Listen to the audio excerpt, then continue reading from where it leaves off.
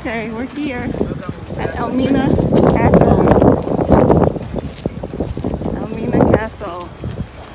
Wow. Yeah, the water here looks better, nicer. Yes. You can walk around this way to the hotel. Yeah, that's what he said. Yes. Oh, really? Yeah, that's what he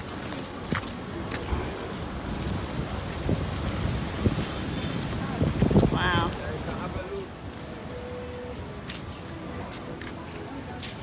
Walking in the castle. This is Elmina Castle. Elmina Castle, yes. Wow.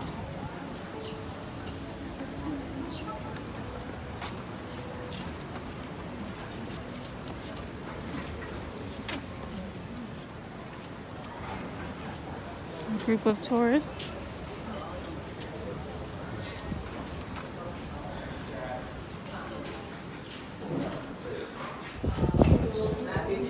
So here we are at Elmina Castle. We decided to visit both castle and starting with Elmina first.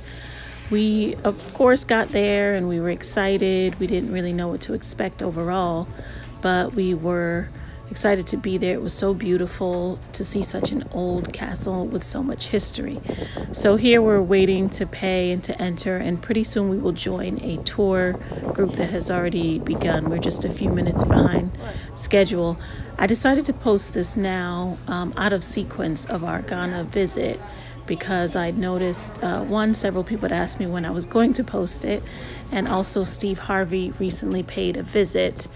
Steve Harvey, if you're familiar with him, he's an American game show host, an actor, and talk show host, and he had a very, very emotional time when he visited the castle, and so I thought now would be a great time because more people would likely be searching to get more information. So actually, I'm going to show you a full tour of the castle, and I hope you enjoy it. We're kind of looking around a little bit now, but again, we will re-enter this room very soon so that you can see and hear exactly what it's for. So I hope you enjoy it. It is worth watching till the end. It's worth watching with your children, your family, black, white, African American, wherever you're from. So informative, and I learned things that I never knew happened, things I was never taught in history class. So have a seat, enjoy, even if you have to watch it in parts. I hope you learned something, and whatever you do, I'd love to hear about it in the comment section. So here we go. Probably slammed Acting here like sardines. barely any air. This is the oldest one. I think that's How old? Says 200. The Portuguese call this place Elmina or Elmina. This is the church. Soldiers' mess. 500 plus.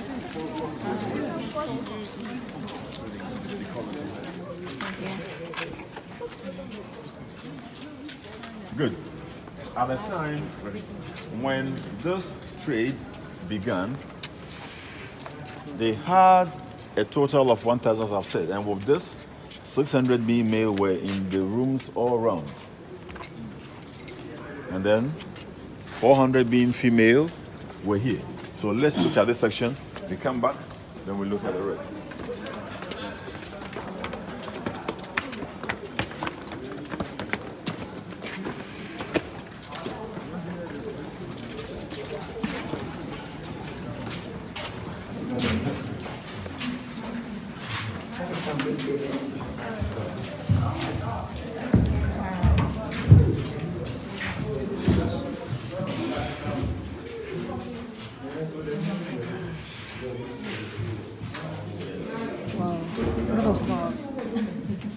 I was saying that if you look around, every single space that you will see here, at one point, this used to be dungeons where they had slaves. Let's remember that this section was for 400 women at a time. Now, let's go through and we'll see it more properly. But the point is that they were to stay here for 3 months waiting for the ships. Now, in here, there were no toilets, there were no bathroom, nothing. Now, let's see how is it.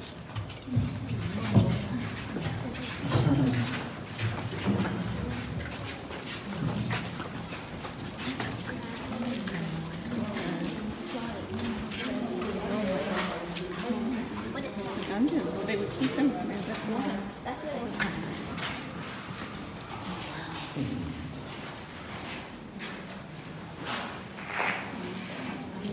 This is one of the female slave dungeons. Close to 80 women were here. Now when you look on the floor, this looks very smooth. It isn't the original floor. They had something like this, either stones or bricks. And they were lying on this for all this period. Now, this way, we see the original floor.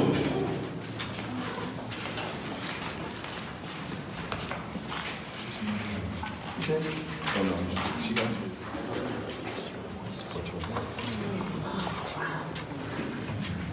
Watch your head.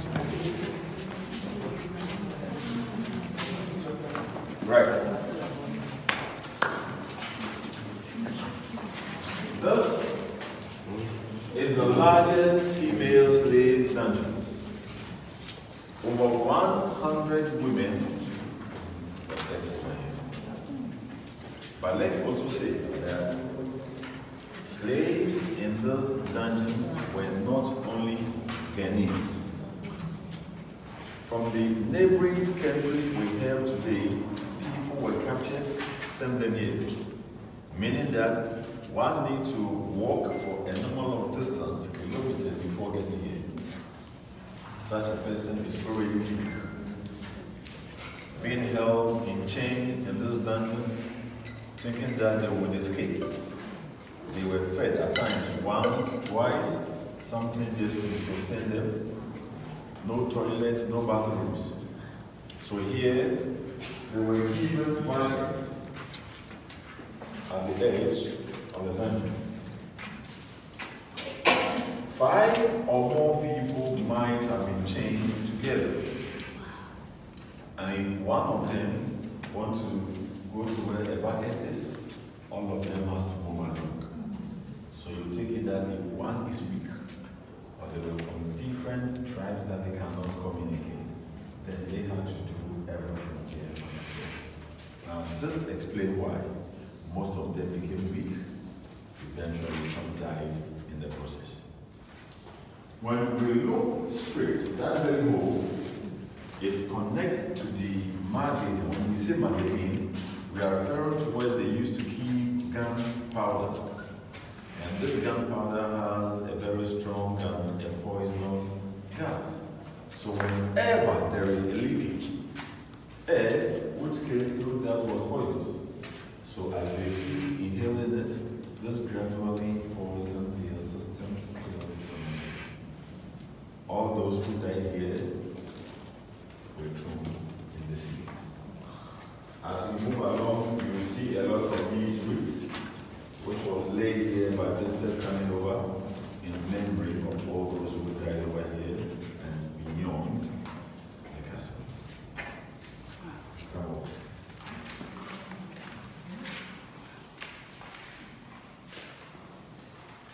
Now here, please just hold your phones to the well, the system, we still have water in the place, hold your phone. Now, this is what they were dependent on as a source of water. And they had pipes or tubes all over the roof. So whenever it rained, water came down this way through the pipes. At the moment, we are not using it. It is no longer safe as back in those days. If anybody here wants to swim, after the tour you can come back. There is a cannon board here. At the time, these Europeans never came along with their mistresses, with their wives and so on. So they were abusing the captives. If the governor wanted to do that, he came up at the balcony. They assembled some of these captives, being women. He'll look through and then select.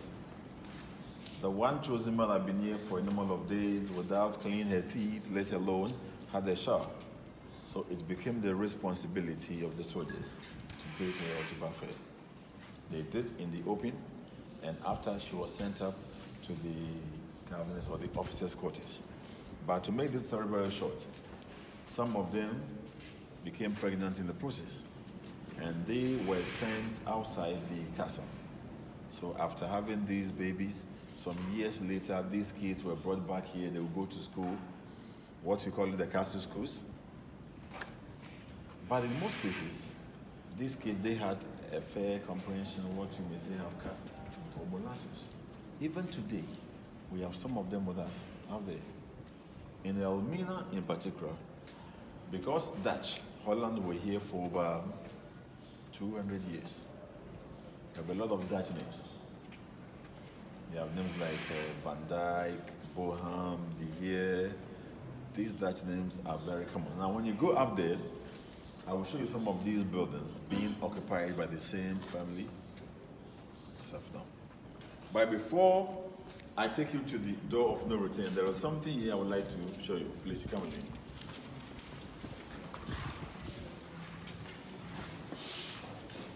Oh, we have enough space so you can walk around. You can walk around here. We have enough space. We have enough space here.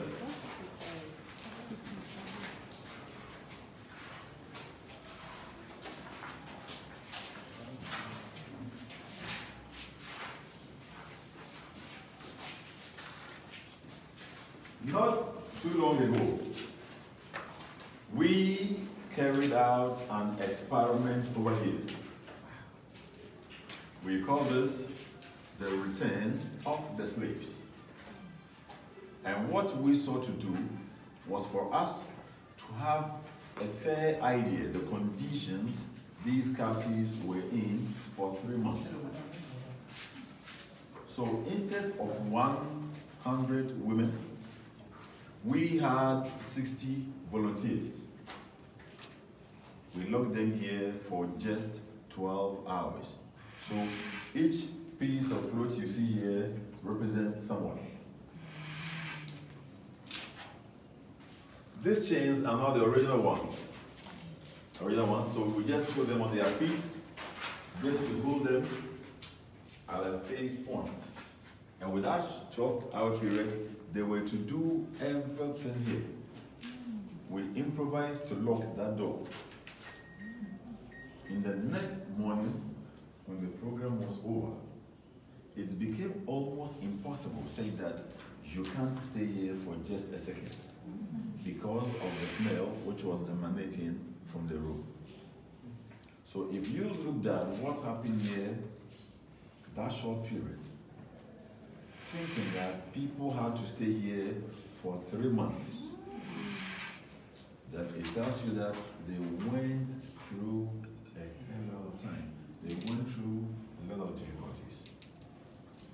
But what we did, one of the volunteers said that she was lying somewhere down there, then she felt that the clothes she had on was getting soaked. Not knowing, someone at this point had pee or had passed urine this way, down. Oh, wow. So if this was a controlled experiment for this to have happened, it tells you that in the natural and the uncontrolled, something worse than this will have happened. And that is what you see here. And this side also, you see this? This is one of the original iron bars they had at this point. They have them here. But because of the sea breeze, they were getting rusty. So we changed them, and then we put this wood. You would agree with me that if this wood were the original ones, some of the captives would have escaped. Do you want to touch it?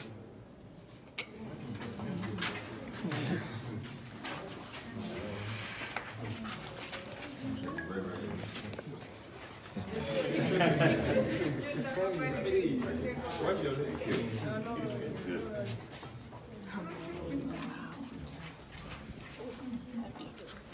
if you have all these, Like super heavy.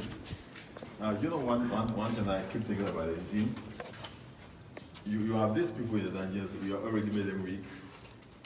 They are already also in chains, not giving proper food or whatever.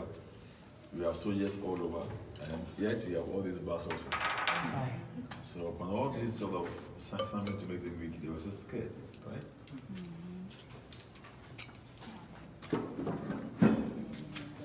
Let's see the door of no.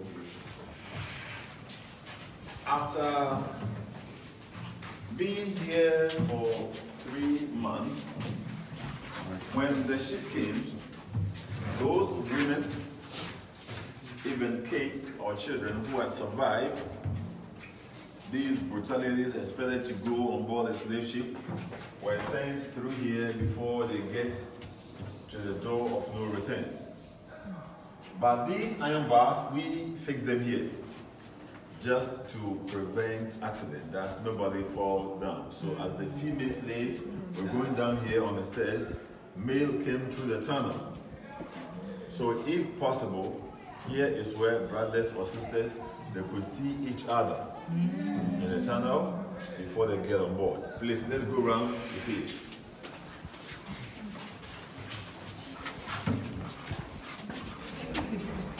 The door of no return.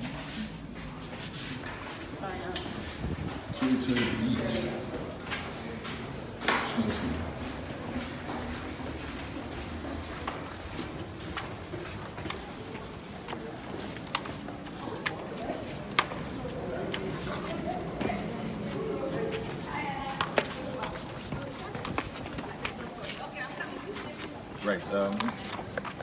As I just said earlier on, with the exception of the male dungeons on the floor, those ones on top were the quarters or the living quarters for the Europeans who lived here. It is said that how important someone is in the castle determines the level he occupies. So from the top, you see the governor is there. His deputies were below, right below. Some of the merchants, soldiers and other staff were here. A little above 200 people were here. 1,000 captives, and then the people living outside. I keep asking myself, why couldn't all of us have teamed up to get them out? Do you know why? Any idea? Guns. Guns, that is one. Some of our people are polarizing. Two. The key word was that we are not united. Division is the key. For all this to have happened, it's happened on the back that we have divided our front prior to the coming of the Europeans. So why is it that you'll be here and they will march thousands of people from all the way from the hinterlands down to the coast, and nobody looks on? Or saying nobody seems to care. You see, let me take a little time and give you this information. Back in those days, we are talking about empires, right? We have had Ghana Empire, we have had Sangar Empire, we have had Mali Empire. And unfortunately, we allow ourselves for these empires to collapse, one after the other. So by the 1300s, by 1400s, we have migrated in a smaller unit to different parts of the coast and so forth. We have now declined to tribalism before the coming of the Europeans. So based upon our tribalism nature or unit nature, they're able to sit back, devise the strategy to further set us up. So we were fighting among ourselves. The enemies that, the prisoners of war that, we had became the victims. So for example, they will give you the weapon, you go to war, the prisoner that you had will give it up. And this has to continue for all these years. Even today, it is happening in a different form, in different method altogether. Yes. They are given the weapons, we are securing ourselves, they are still poisoning us. Yes. Through our food, I mean, medications that we're taking, and all the others that are so forth. The point is that, that's it correct. The point is that if a nation of people fails to invest in the right technology, it's not that we don't have technology. We were a civilized nation before the European came, a civilized country before the European came. But the point is that we allow ourselves for them to spoil our education, thereby indoctrinating our people. We are spiritual beings. We allow ourselves to all this to go down. I mean, adopting their way of worship. I have said this: Christianity, Islam, these two religions are fallen religion. It is not African religion. We have how we approach to our Creator before they came. But that's not the same way today. The point is this: Black man burden was that we didn't go our own way, but we embraced the fallen culture, and that is the difficulty of going through.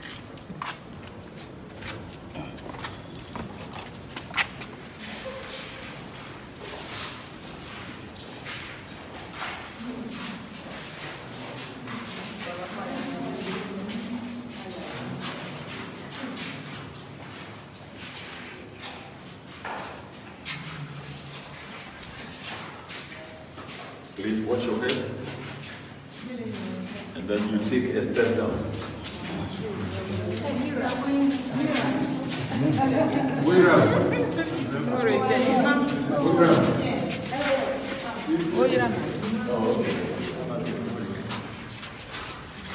have not space, so keep moving forward.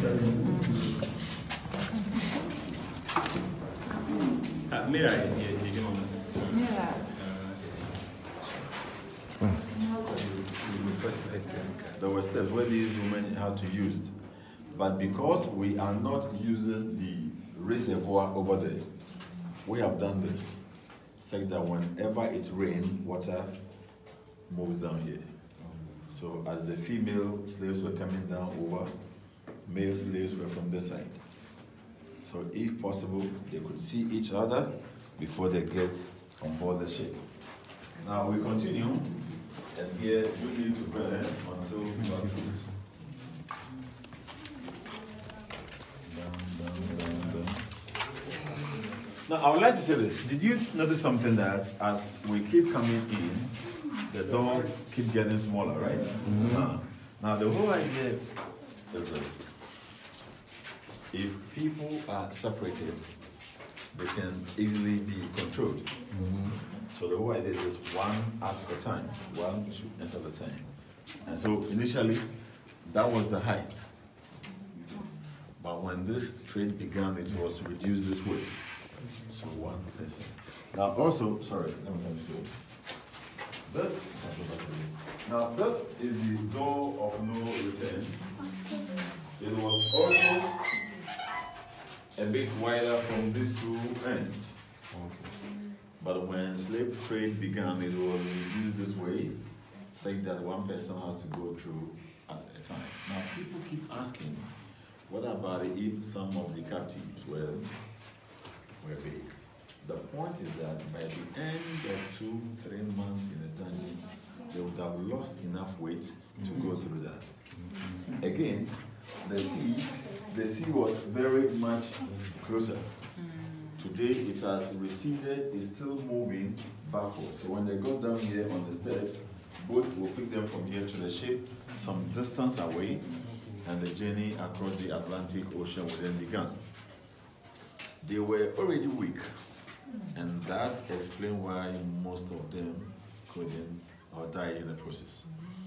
We have various figures telling us number of people were involved, those who died, those who survived. But one of them is saying that when you take every 3 captives, 2 died, 1 survived. Continue saying that some 20 million people made it from West Africa to the Caribbean and then the Americas. So if we are to go by this ratio, then we are saying that some 60 million were involved, of which 40 million died, remaining 20 million. I keep asking this question, saying this. in our normal traditional business, more you sell, all things being equal, higher the profit. So if you have 60 million, 40 million will die, then it tells you that the business you are in doesn't make sense. But when you go through, you get some possible reasons. They believe that if they had allowed the Africans to live as normal as possible, they will revolt, they will attack them. So let's get them weak. Out of this weakness, those who will survive up to that point believed that they were the strongest who could work much harder. At a point also, they were insuring these captives as cargo, as goods, claiming insurance. So to them, the number of people who die in the process doesn't matter. So I'll give you a few minutes if you want to make some pictures. You do that, then we continue. Like I said, due to the lengthy nature of the whole story, we've taken time putting all these bits and pieces on the DVD and the book, talking about Cape Coast, Asanas, where they had their last shower here, and a lot more. So that together, we keep the story going. So take a picture that we continue afterwards.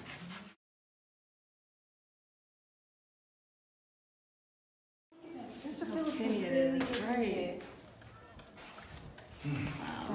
The door of no return. Yes. My God. If I enter here, I won't come back again. No, that's it. That's it. Wait, I want to get a picture. Lord have mercy. Let me get the video. Wow, how narrow the store is. I don't know if I can fit through here. I am. And this is where the sea used to be out closer, but it's receded over the years. Wow, it's so narrow. You see my arm. That's how wide it is. There's the cars. Okay, I'm coming. Wow. Door of no return. There it is. To you. This is insane. Wow. Now, this man was here during the time of Dutch West Indies Company. He came from New Zealand. This is one of the provinces in Netherlands.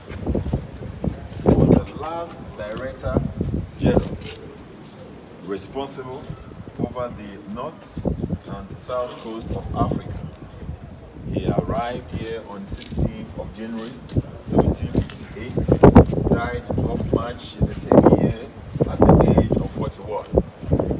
He died due to yellow fever or malaria.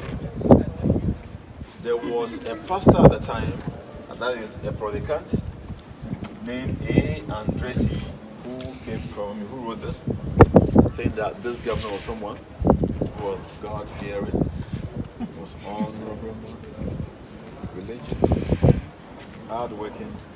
Personally, he might have been hard-working, but how God-fearing, honorable he was at the time of this trade, it's very difficult for me to explain. And then the inn there where we started the tour, that was the church. And it's the oldest Christian church in this country by Portuguese. Over here. Christian church. The oldest in this country. When Dutch took over, they were Protestants. So they never believed in the Catholic doctrine. So what they did was to remove the tower on top. They divide the church into two. Use the top one as junior soldiers' mess, where they were eating, drinking, and the ground floor as market, where they were auctioning slaves. When British took over, they used this as classrooms, but now it's a museum which has the pictures of this town over the years. If you're not sure with it after the tour, you can still have a look before you go. But for now, we look at these two cells before we go upstairs. Now please, we go in.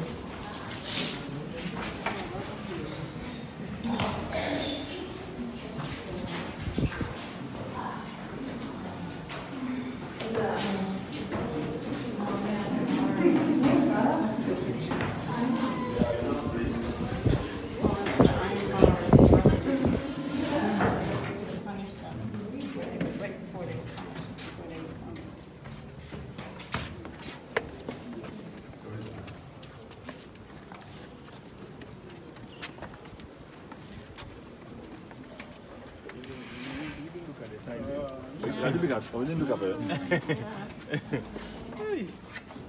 What? We put here to die.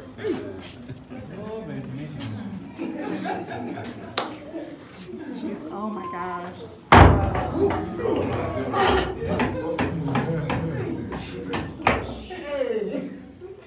That's a different moment. Oh! Doing daytime.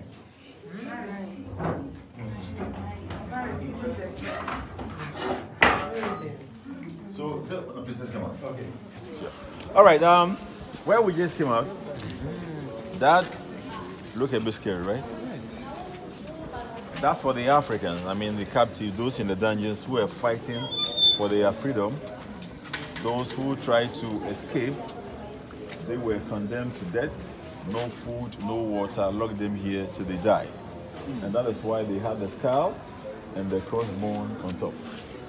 Now, what happened here, which was quite unfortunate, was that there could be 5, lock them in there, they wouldn't die at the same time. So you look at the next person to you, dying slowly, waiting for your turn. You can't imagine the torture they had to go through till they get to their turn. Now, this very wall here, there is a similar one over there. These were the additions made by Dutch to buttress or to serve as buttresses to support the building. But the metal on top was for exercise, for training. Fixed there in 1948 after the Second World War by the British. So they were climbing. You can also try, but that will be after. Let's come up.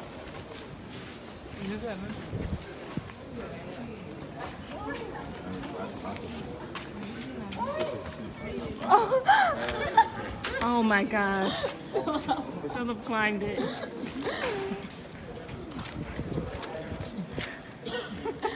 He did it.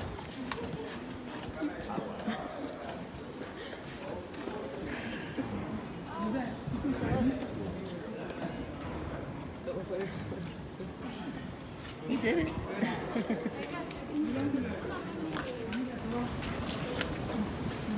Beside the first cell, we have a plaque.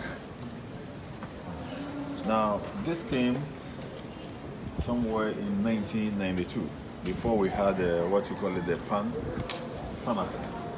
Pan-Africa Theater Festival. Now, this was a tool designed to bring the Africans in Africa and the Africa at the other side to come together to work for the African development and so forth. So some of our chiefs went to the United States, precisely New York. And upon the liberation of them, when the chiefs came back, this flag came as well. So for us, as we walk through these dungeons, ought to be in the everlasting memory of the sufferings of our ancestors. We pray that those who died should rest in peace. Those who live and want to return find their roots. May man never be allowed to commit such a crime against man. We, the living, we vow to uphold this. This is urgentness, that irrespective of where we stand as this story is being told, we carry the responsibility in making sure that evil of such nature never. But let's note that for this to be true, every one of us needs to identify the little role that we can play in this struggle, and collectively that will yield much, much, much bigger results. Before we go up again, over there we have these 2 rooms at the top. This used to be watchtower, especially during the time of Dutch. But when British took over, these were converted to prisons.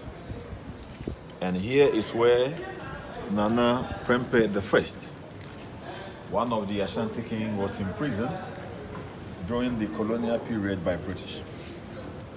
His crime was that he is not prepared to accept the British sovereignty. I mean, prefer to be on their own, but they wouldn't take it. he was tricked and finally imprisoned. He was asked to organize a deba with the view that the Ashantis and then the British would sit down to settle their differences amicably, not knowing it was just a trick. So while they were there, celebrating unarmed, British might to Kumasi, well, this man, the founder of Boy Scouts, made him power, capture the king, send him here. All this while, Ashantis were fighting for the release of their king. This got them angry. So from here, they were sent to Sierra Leone. In 1900, one of the governors went there to demand the Golden Stool. Now, this Golden Stool was believed to have been conjured from the heavens by one priest, Konfu Anochi. It was a symbol that united the empire, made of gold. They wanted to have it. But to avoid another war, they made what I would say a prototype stool for them. But when they came back to the coast, because no, this isn't the original one. This led to what we call it the Ya Asantua War. It was at the time that this woman stood up, moved from house to house, telling the men the need for them to stand up and protect the Golden Stool. They did, but unfortunately they lost the battle. The Queen Mother was also imprisoned here, and later all of them were sent in exile to Seychelles Island in the Indian Ocean. Prempeh came back in 1924, 7 years later when he died. But Asantua died there at the age of 81 years. But what was interesting was that, and what recommended was that the war began when she was 60 years. And for a woman to have achieved that feat, what could be recommended? So here, for example, we have bats. What's it? Yeah. Oh, they are very friendly. There are lots of bats hanging there. You see them, then you come up. You see those people walking out? Did you get a picture? Not yet. Sorry. Get a picture, girl. I'm scared. Those bags. Nothing is alive bags. Nothing there.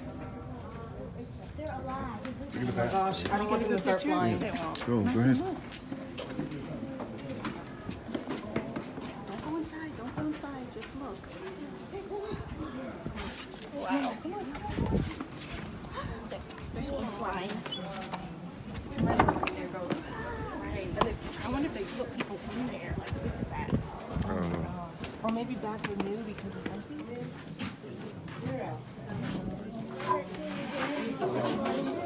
Nuggets.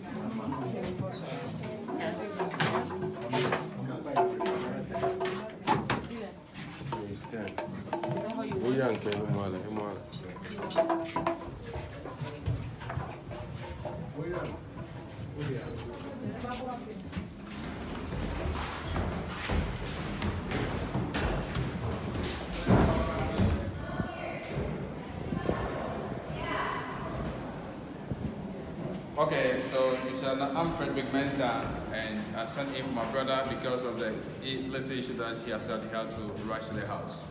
So sorry for the inconvenience. Now this room is called the Boardroom. So this room is where Europeans were having their meetings to discuss issues related to their activities in the castle. And after the meeting, the governor stood here.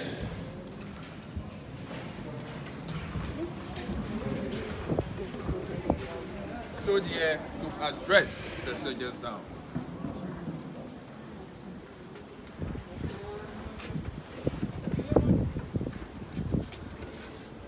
So this is the balcony where the governor stood after the meeting to address the soldiers down.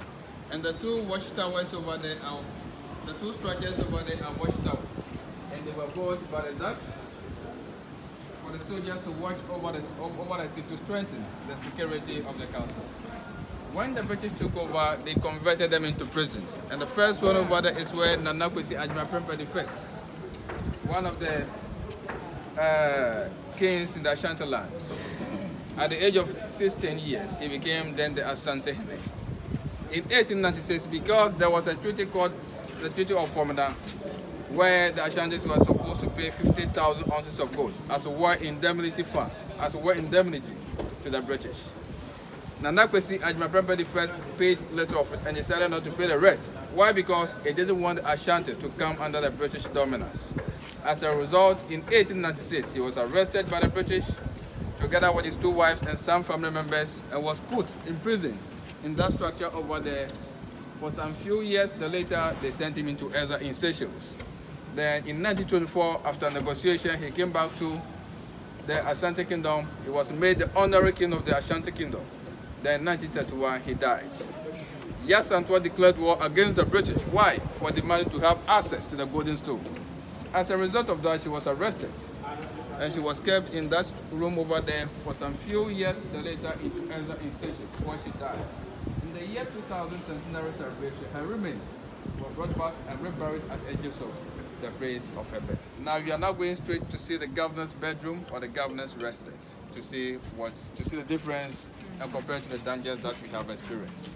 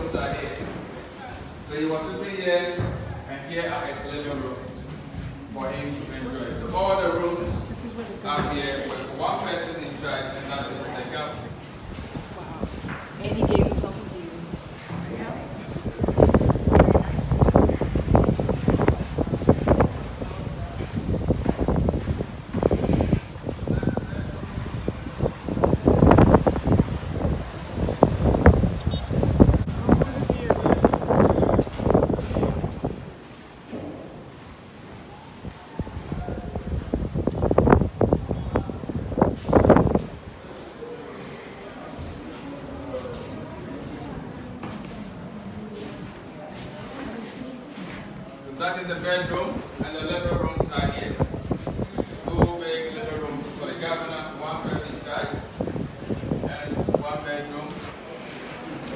Let's continue with our tour.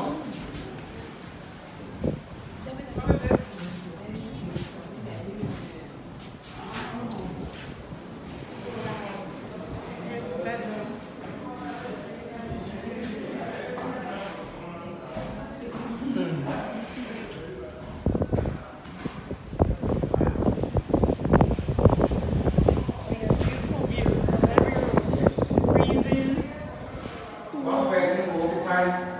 Big room, and 3 are supposed to occupy 1 single room. Why?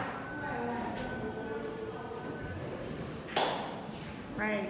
1 person occupy all the space. And then you put 50 and 100. Oh, she's sitting in the window. Oh, you see her sitting in the window?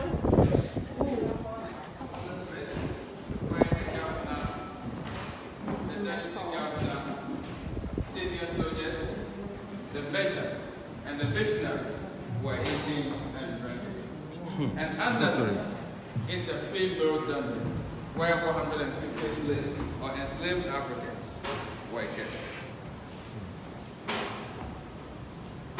This is the officers' mess where the governor, deputy governor, senior soldiers, missionaries, and the merchants were eating and drinking. And underneath is a female dungeon where 150 women or enslaved Africans were kept for 2 to 3 months awaiting shipment.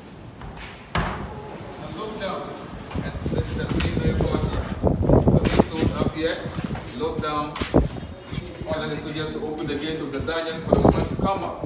And assembled in the courtyard, he looked down and selected one. The person chosen by the governor had a bath after a water was fresh from the reservoir.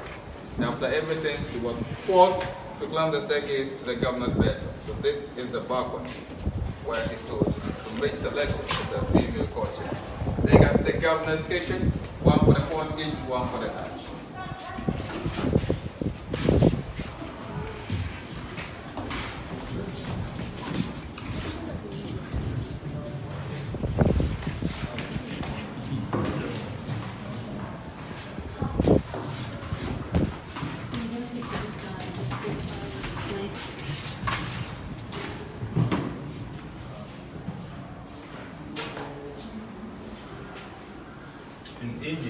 The Portuguese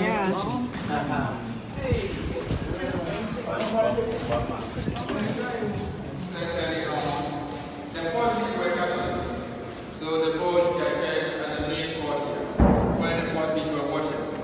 When the Dutch took over, the Dutch were Protestants. So they never felt comfortable to worship in the Portuguese Church. So the Dutch bought their church here. So this is the Dutch Reformed Church, where the Dutch were worshipping. That is why you can see a scripture written on top of this door. Psalm 132 verse 14, which is written in old Dutch. And it reads, Zion is the Lord's resting place.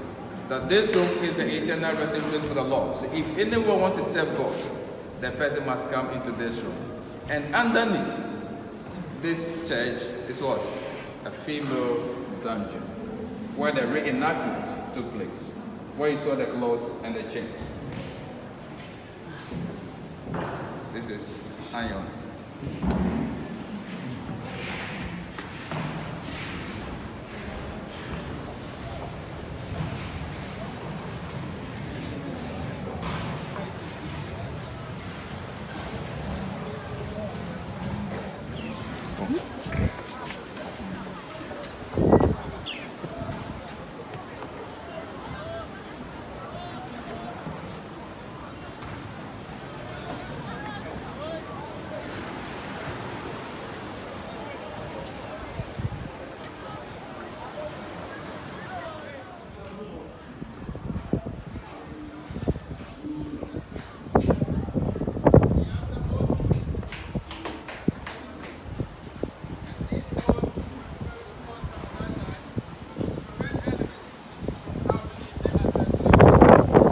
Top of the hill is a fort called Fort Jago.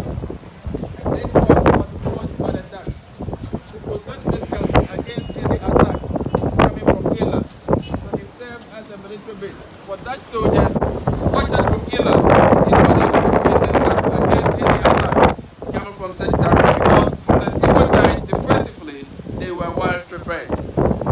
And these are the cannons that were used to defend themselves in case of any attack. And indeed, this castle was attacked on 3 occasions. One was in 1596, and the attack was launched by the Dutch, but they couldn't defeat the Portuguese. 1625, they launched the second attack, but still, they couldn't. And 1637, with the help of the local indigents, they succeeded in defeating the Portuguese. So the simple question, why would the local people assist the Dutch in fighting against the Portuguese? 3 reasons accounted for this. One, they thought, for the Dutch to take over meant that slavery was going to end. 2, the Portuguese had tampered with the skill in using to merging the gold. So they first cheated and defended with the Portuguese. 3rd, the Portuguese passed a law called the regimental law. And that law prohibited any local indigents to trade with 8 different European nations. So if you are caught for the first time, one of your ears will be chopped off, for the last time, death. So they thought for the Dutch to come over was a better option. Unfortunately for them, to get disappointment. When the Dutch took over, things worsened because they continued the slave trade for 235 years. So when the castle was attacked, these cannonballs were used, and when fired, the cannonball could travel a distance of 3 kilometers at a range. And that was how they defended themselves against external forces or enemies. The room up there is the Dutch commercial manager's residence. The Dutch commercial manager's residence. That is the room up there. So this is where we end the tour of Elmina Castle or St. George's Castle. I just give you 2 minutes to take pictures. After pictures, we summarize and the whole tour.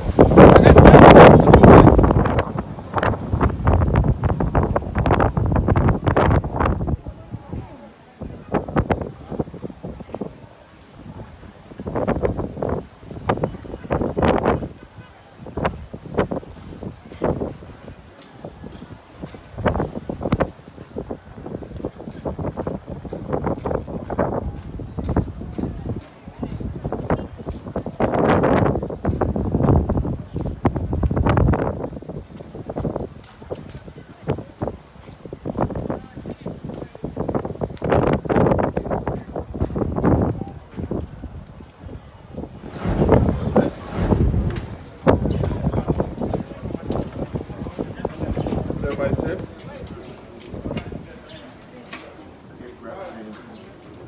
Very steep steps.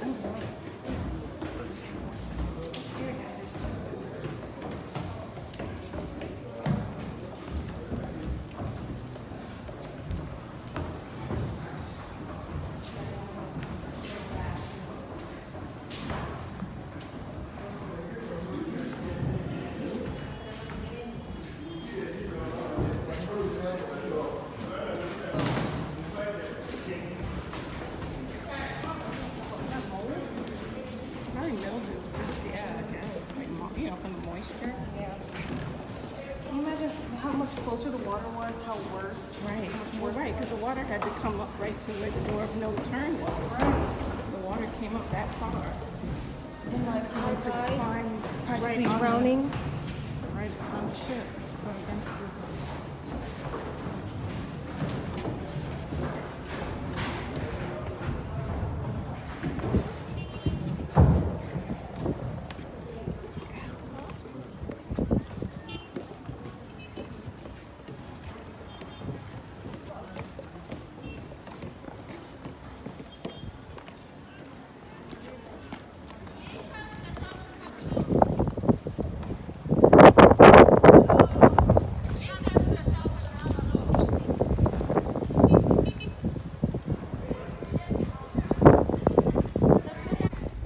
What was a bit strange, a little off-putting at first, but then actually sort of a relief, was as soon as we finished the tour, ladies from the souvenir shops on the property were calling us over, hustling like, come on, come to my shop, come to my shop. And we're like, wow, we just kind of had this really emotional experience. And now we're like, snap out of it, shop. But actually it was kind of a good way to sort of get back to reality.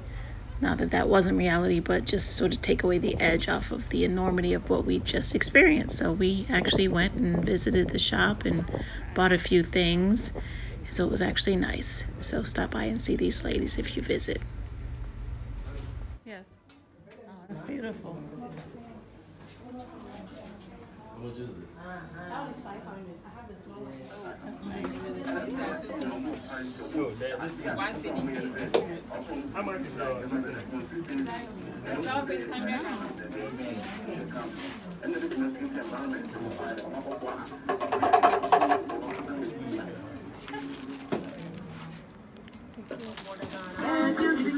I guess this takes the seriousness, helps you take the edge off. That serious tour.